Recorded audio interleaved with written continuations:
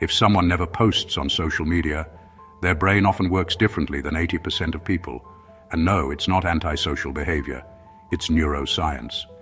Here are 5 psychological reasons behind digital silence. Every day, billions share their breakfasts, their thoughts, their wins.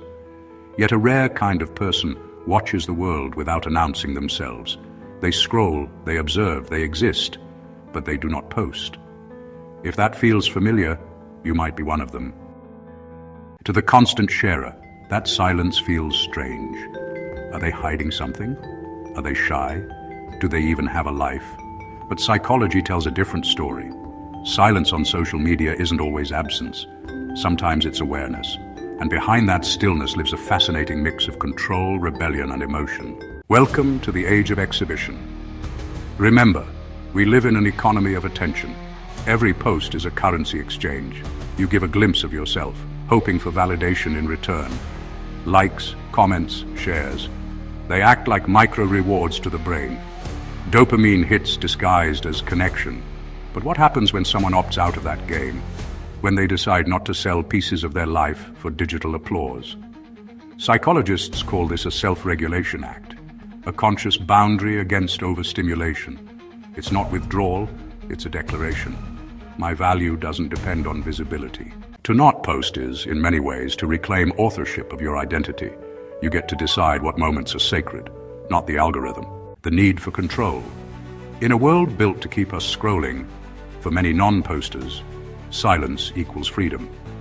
When life feels unpredictable, social media becomes another place where people feel watched, judged, measured. So they turn off the camera, not out of fear, but out of control. Control over narrative, control over privacy, control over mental peace. It's a quiet rebellion against a culture that confuses exposure with existence. And it's deeply empowering. Psychology calls this autonomous motivation, acting from personal values rather than social pressure. When someone chooses not to post, they're saying, I decide when my story is told. That self-determination builds confidence far deeper than any number of followers could. Neurologically, this type of self-directed choice strengthens neuronal pathways responsible for autonomy, emotional regulation, and stability in making long-term decisions. The healing power of silence.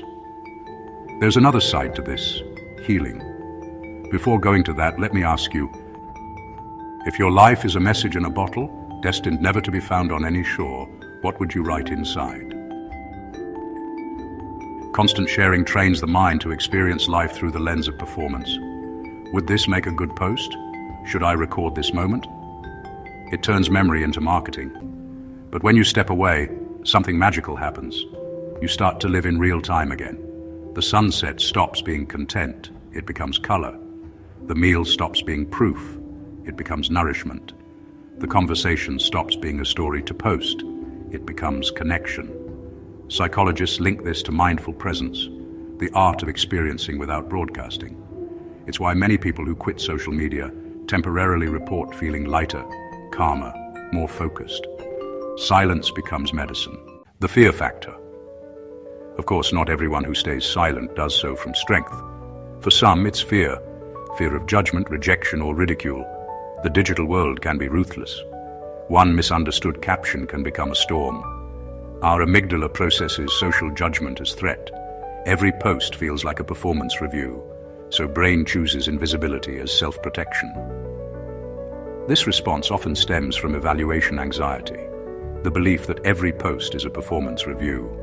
And in a world where comparison never sleeps, many prefer not to compete at all. If this sounds familiar, remember, the goal isn't to force yourself online, it's to heal the relationship between your self-worth and other people's reactions. When you post from expression, not expectation, the fear begins to fade. The identity paradox. Social media builds a strange kind of mirror. The more we show, the more we shape how others see us, and slowly, how we see ourselves. People who don't post often resist that mirror.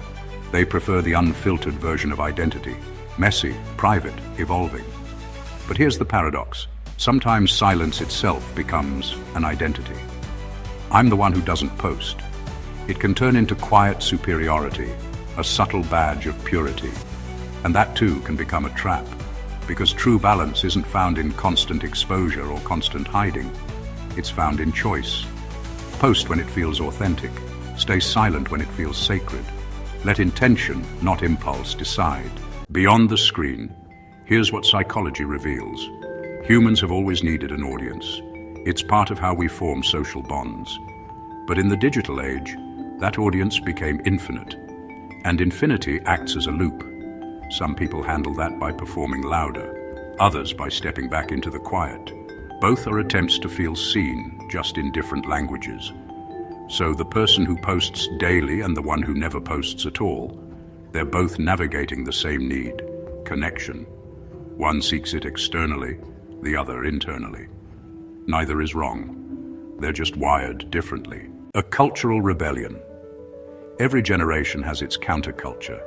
In an age where everyone's performing, authenticity becomes rebellion.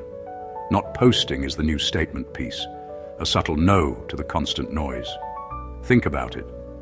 When someone disappears from social media for a while, people notice. They wonder, where did they go? But maybe they didn't disappear. Maybe they finally arrived. Arrived in their own life, no audience required. That kind of presence radiates a quiet power. It says, I'm living this, not uploading it. Not connection, redefined. The truth is, social media isn't evil. It's a mirror.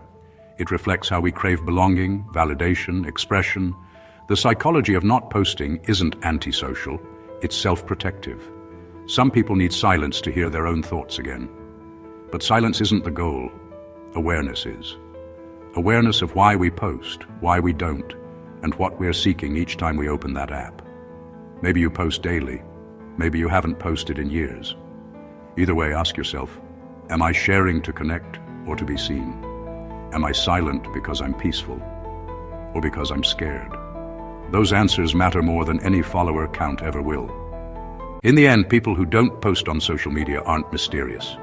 They're mirrors of the modern mind.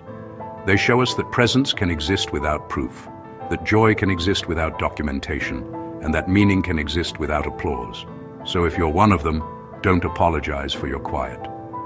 Silence in a loud world isn't emptiness, it's strength. And if you ever choose to share again, do it from wholeness, not from hunger. Because the most powerful thing you can post is peace.